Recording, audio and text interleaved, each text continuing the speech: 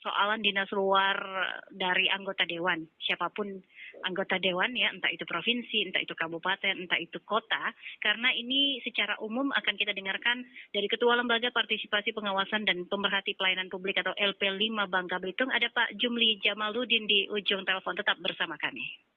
RRI, Radio Tanggap Bencana, COVID-19. Selamat pagi Pak Jumli. Selamat pagi, Assalamualaikum, Mbak. Waalaikumsalam. Apa kabar Pak Jumli? Alhamdulillah, kabar baik, sehat walafiat. Kabar baik. Ini lagi di rumah atau di kantor? Ya, kebetulan lagi di rumah. Lagi di rumah, oke. Baik, saya mau tanggapannya dulu deh sebelum kita bicara masalah dinas luar anggota dewan ini. Dengan adanya tatanan kehidupan baru yang dirasakan saat ini seperti apa kalau dilihat dari kacamata pemerhati pelayanan publik yang ada di Bangka Belitung lewat Pak Jumli? Iya, untuk saat ini kalau saya melihat sih new normal belum begitu terlaksana sebetulnya kan. Namun ini hanya baru arah untuk menuju ke new normal karena Baru arah kita menuju ya, ya. karena kita lihat masih banyak masyarakat juga abai ya untuk mematuhi protokol kesehatan seperti menggunakan masker dan lainnya itu. Ya. Oke. Ini masalahnya karena kurangnya sosialisasi atau sebenarnya sudah disosialisasi tapi pesannya nggak nyampe atau bagaimana Pak Jumli? Iya, sebetulnya pemerintah sudah melakukan sosialisasi dan juga juga sudah melakukan edukasi. Cuma mungkin kurang perlu dilakukan sosialisasi dan pemberian edukasi secara intensif ya, dan juga secara terus-menerus karena masyarakat kita di Bangka Belitung ini kadang-kadang kan sifatnya cepat lupa dan juga cepat bosan. Jadi pemerintah harus secara terus-menerus melakukan sebetulnya sosialisasi dan edukasi, bahkan juga harus melakukan pemantauan serta pengawasan secara intensif, saya kira begitu. Oke, baik. Jadi ya itu pesannya yang bisa ditujukan kepada pemerintah, terutama provinsi, kemudian juga pemerintah di kabupaten dan juga kota, begitu ya Pak Jumli. Kita beralih ke masalah dinas luar nih. Dan ini apa pandangan dari Ketua LP5 terhadap anggota Dewan yang melakukan dinas luar di tengah pandemi COVID-19. Sementara di sisi lain, ini tim COVID ini terus bekerja keras nih, memutus penyebaran COVID-19. Beberapa waktu lalu justru sempat viral begitu bagaimana ada yang belum mematuhi begitu ya untuk melakukan isolasi mandiri. Jadi ada kekhawatiran seperti itu.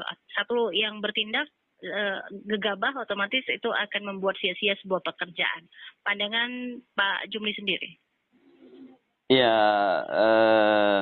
untuk kondisi saat ini meskipun sebetulnya pemerintah di daerah sudah memberikan kelonggaran ya tentunya untuk beraktivitas.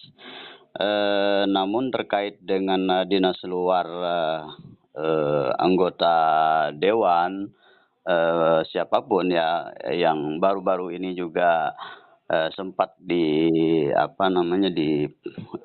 diramaikan juga sebetulnya baik itu di media ya. Nah, saya kira memang semestinya para anggota dewan tersebut ya hendaknya harusnya lebih banyak bersabar gitu ya. Karena bersabar dalam hal menahan diri dulu untuk tidak dinas luar, Pak. Tapi kan tadi disebutkan ada urgen itu misalnya diperbolehkan. Nah, ini pendapatnya gimana? Iya, betul. Ya, makanya memang saya bilang tadi meskipun sudah ada kelonggaran sebetulnya dari pemerintah daerah ya tapi yang jadi persoalannya adalah bahwa yang daerah yang dituju adalah daerah yang betul-betul zona merahnya melebihi daerah kita sendiri Bangka Belitung. Dan juga harus dilihat juga urgensinya apakah betul-betul sangat mendesak untuk kepentingan daerahnya sendiri atau masyarakat atau tidak kan itu. Kalaupun memang begitu sangat mendesak dan urgen, saya kira memang harus memilih daerah yang mungkin ya yang lebih zonanya mungkin yang bisa masih dianggap dikategorikan aman lah begitu kan itu. Oke. Katakanlah bahwa saat ini misalnya anggota dewan melakukan perjalanan luar, dinas luar, begitu kan mereka juga menyerap informasi yang nantinya bisa diikut sertakan atau dikembangkan begitu di daerah masing-masing, terutama yang ada di Bangka Belitung. Dan itu memang barangkali diantaranya dianggap sangat penting, sangat urgent lah begitu. Dan tadi disarankan kalau bisa cari zonanya yang memang ya paling tidak nggak merah begitu kalau bisa. Jadi ada ungkapan tahan dulu begitu. Iya. Tapi kan ini mengingat bahwa tadi juga sudah dilakukan pemotongan, sebenarnya dialihkan ya ke COVID-19, tapi ternyata juga tidak terserap dengan baik dan sebagainya. Sementara di luar sana masyarakat juga kan butuh peran serta dari anggota dewan itu sendiri. Ini ibarat si malakama Pak Jumli. Lalu yang terbaik yang bisa dilakukan sementara di tengah tatanan kehidupan baru ini, Pak Jumli, untuk anggota dewan. Iya, memang semestinya untuk saat ini ya memang ya untuk pergi dinas luar itu ada persyaratan tertentu ya sebagaimana kelonggaran yang diberikan oleh pemerintah tentunya, misalnya harus memiliki surat hasil tes PCR-nya atau swab-nya kan itu kan. Namun tadi saya sampaikan bahwa sah-sah saja dan boleh-boleh saja untuk anggota dewan karena sudah ada kelonggaran dari pemerintah. Namun itu harus, yang terpenting adalah untuk saat ini ya, kondisi saat ini dalam rangka menuju new normal ini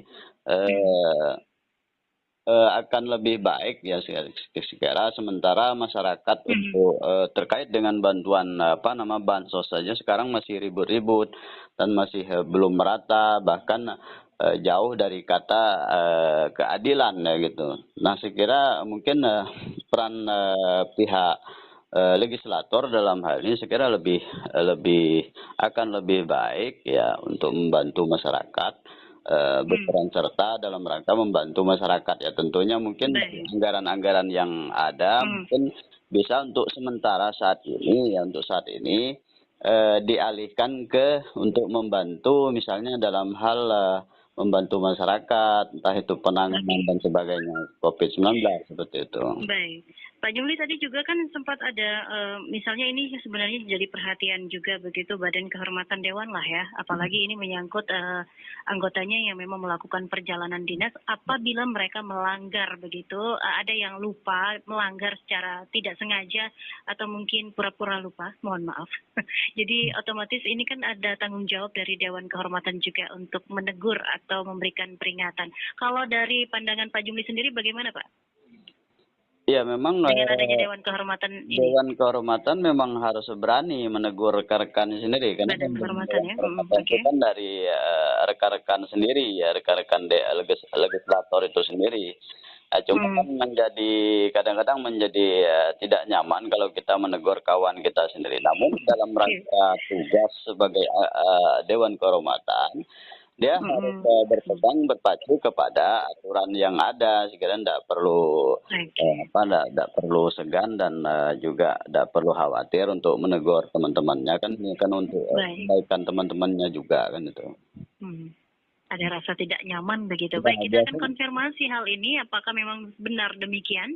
Untuk itu kita mohon izin Pak Jumli, kita sudah terhubung dengan Pak Sukir ya. Nah, ini Pak Sukir ini selaku Badan Kehormatan DPRD Provinsi Kepulauan Bangka Belitung. Ya. Selamat pagi Pak Sukir. Selamat pagi Bu. Ini namanya Pak Sukir aja nih Pak atau ada nama panjangnya?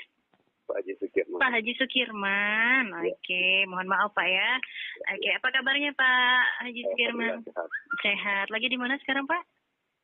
Lagi di kantor. Oh, lagi di kantor. Baik. Pak, tadi sempat menyimak obrolan kita. Ada Pak Jumli, mungkin bisa saling menyapa dulu. Ini ada Ketua LP5 Babel, Pak Jumli Jamaluddin, Pak Sukir. Assalamualaikum Pak Jumli.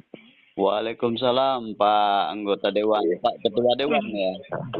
Iya, selaku dan konfirmasi ini jadi Badan Kehormatan DPRD Provinsi Kepulauan Bangka Belitung juga ya Pak Sukirman ya? Iya, iya. Oke.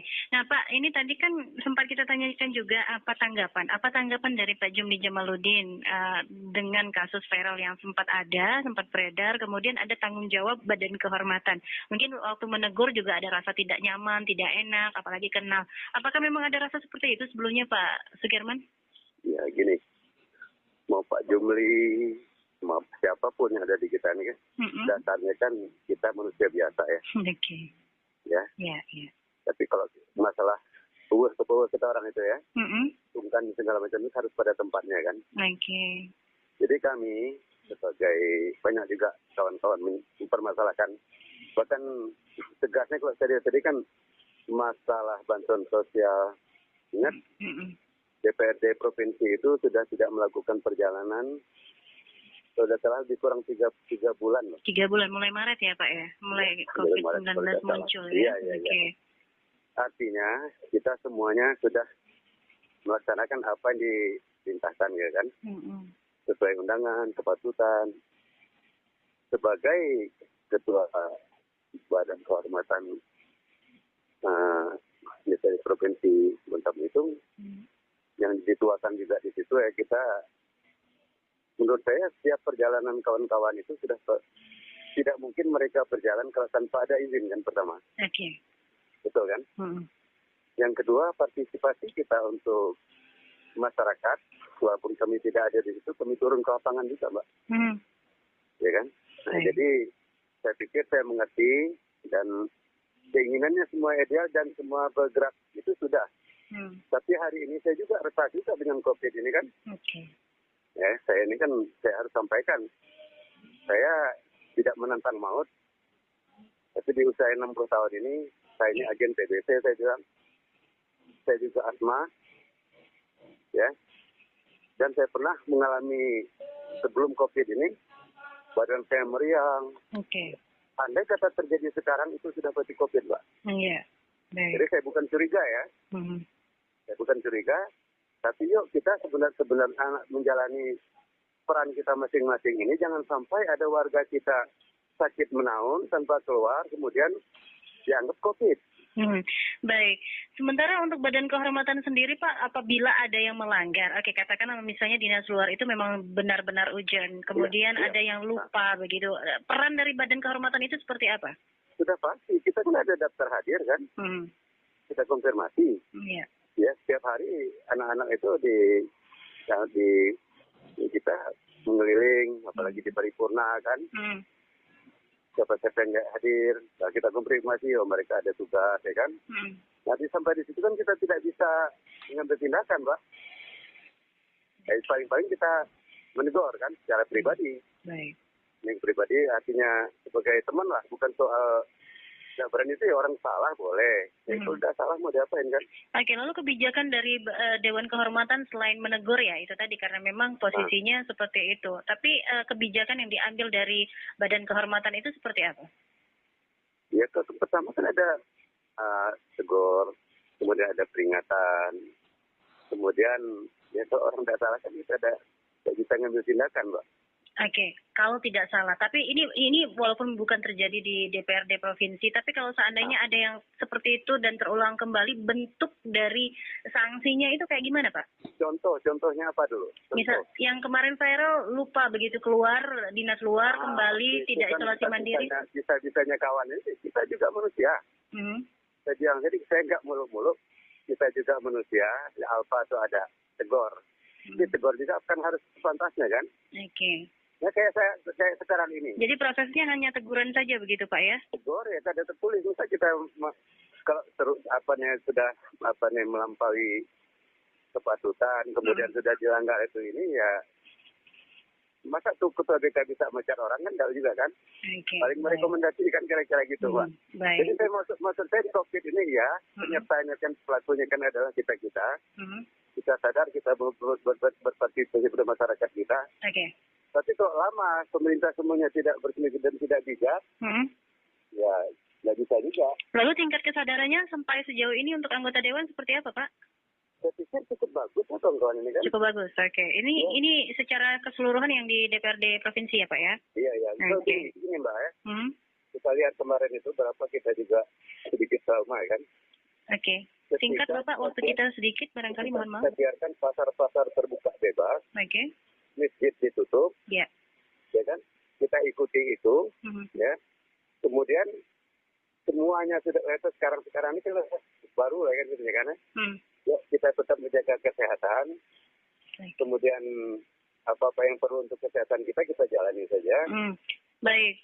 Larangan dari pemerintah kita ikuti. Insya Allah kalau Dewan Provinsi Bangka Belitung ini sampai sekarang kondusif. Adapun yang diviral-viralkan itu kan. Lalu bagaimana yang diviral-viralkan seperti itu meredam kepanikan masyarakat kita karena mereka tahu bahwa itu dilakukan oleh anggota dewannya begitu, kemudian itu salah, lalu meredam kepanikan masyarakat kita itu dari anggota dewan, dari badan kehormatan seperti apa? Masyarakat yang mana sih, Pak? Enggak gitu juga. Yang itu kan yang dalam cerita gitu kan kawan-kawan di politik juga kadang-kadang kan. Baik. Ya, kalau saya sih kita ada di politik kan suatu saat juga kita bisa berbuat salah. Tapi kita ada mekanisme yang harus kita ikuti. Baik. Kan? Baik. Ya, jangan melanggar, kita harus memberi contoh kan gitu kira-kira kan. Baik. Nah, gitu Mbak ya. Baik. Terima kasih Pak Sukirman sudah bersama kami Pak Sukirman. Assalamualaikum. Waalaikumsalam. Selamat bertugas kembali. Tapi saya masih bersama dengan Pak Jumli Jamaluddin. Pak Jumli tadi sudah mendengarkan apa yang disampaikan begitu paling tidak itu statement dari Badan Kehormatan di DPRD Provinsi Kepulauan Bangka Belitung. Tanggapan Anda terakhir silakan. Iya, memang Dewan Kehormatan seperti saya sampaikan tadi kan persoalan teman-teman di anggota Dewan sendiri yang mungkin ada yang menurut beliau tadi lalai lah atau hilap lah kira-kira seperti itu. Memang tugas Dewan Kehormatan ya sepanjang itu tidak menyangkut persoalannya sangat berat. Saya kira memang hanya sebatas hanya peneguran dan juga mengingatkan teman-teman. Tapi kalau sudah sebatas misalnya sudah menyangkut kaitannya dengan hukum, misal pidana dan sebagainya, moral dan sebagainya, maka memang itu harus ada tugas dari Dewan Kehormatan. Memang harus ada aturan-aturan yang harus dijalankan oleh pihak-pihak Dewan Kehormatan. Jadi sudah benar begitu tindakan yang dilakukan begitu dari Badan Kehormatan Dewan Provinsi Kepulauan Bangka Belitung ya Pak? Ya. Kalau hanya kaitannya dengan kelalaian masalah terkait dengan COVID ini, saya kira memang hanya sebatas peneguran saja sebetulnya. Teguran begitu ya, secara langsung. Oke, baik. Pak Jumli, terima kasih sudah bersama RRI. Sayang waktu kita ini terbatas. Barangkali nanti di lain kesempatan kita juga akan bahas dan duduk bersama untuk bisa kembali mencerahkan masyarakat kita untuk tidak mudah panik dengan informasi-informasi yang beredar. Dan ini adalah salah satu cara kita untuk bisa meredam itu semua. Pak Jumli, selamat bertugas kembali. Insya Allah kita berjumpa dengan topik yang berbeda ya Pak Jumli ya. Sama-sama, baik. Oke, baik. Assalamualaikum Pak Jumli. Waalaikumsalam warahmatullahi wabarakatuh. Baik, pendengar demikian.